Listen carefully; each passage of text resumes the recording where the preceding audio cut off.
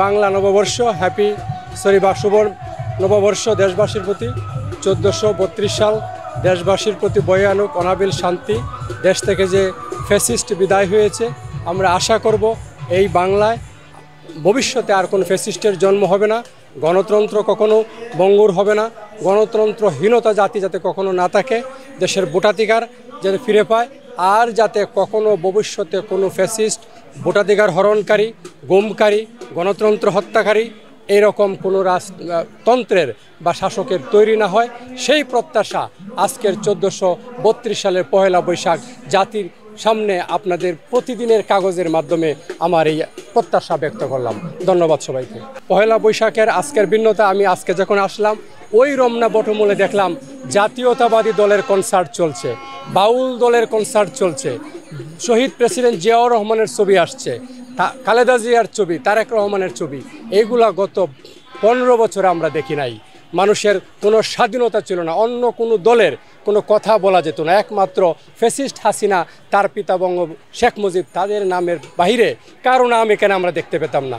এবার আনন্দিত লাগছে, ভালো লাগছে। এই জন্য সকল দল, সকল মত, সকল মানুষ তাদের কথা ব্যক্ত করতে পারছে, তাদের আনন্দ করতে পারছে।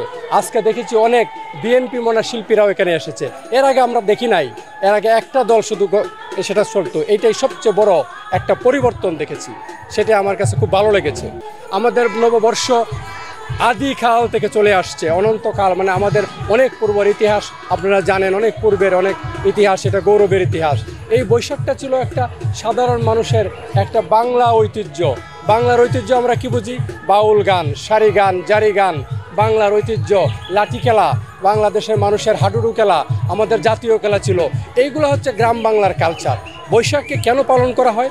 বৈশাখকে আমরা পালন করি এই জন্যে গ্রাম বাংলার প্রকৃত কালচারকে স্মরণ করার জন্য।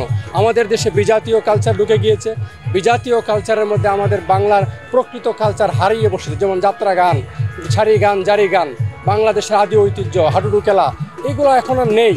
বৈশাখ যদিও ঢাকার মধ্যে, সেগুলো আমরা খুব একটা দেখতে পাচ্ছি না, কিন্তু বৈশাখকে স্মরণ করা, বৈশাখকে উদযাপন করা, যেমন আমি আজকে কথাগুলো বলছি আপনাদের মাধ্যমে নতুন প্রজন্ম শিশুরা জানবে যে বৈশাখ কী ছিল। তারা বৈশাখের এই আসল ঐতিহ্যটা, আসল ইতিহাসটা হয়তো কিছুটা হলেও আমার কথার মতো জানতে পারবে। বৈষম্য আমি যদি মনে করি আমাকে রাস্তা দিয়ে সবাই ফ্রি মতে হাঁটতে দেয় না, এটা একটা বৈষম্য, কিন্তু ওভারঅল সামগ্রিক বৈষম্য নেই। আপনি বলতে পারেন ফ্যাসিস্ট দলের আওয়ামী লীগের কেউ কি দেখছে না, আওয়ামী লীগের ছবি দেখছেন না, এটা বৈষম্য না, এটা কেউ দাবিও করবে না। আমাদের দাবি, জনগণের দাবি, 17 বছর যারা আমরা ভোট দিতে পারি নাই, আমি আজকে আশা করব দেশবাসী 17 বছর তাদেরকে ভোটাধিকার থেকে বঞ্চিত করবে, যারা আমাদেরকে বঞ্চিত করেছিল। নতুন প্রজন্ম ভোট দিতে পারে নাই, এটা বৈষম্য হবে না, এটা হবে টিট ফর টেট, এটা বৈষম্য হলে বিবেচিত হবে না।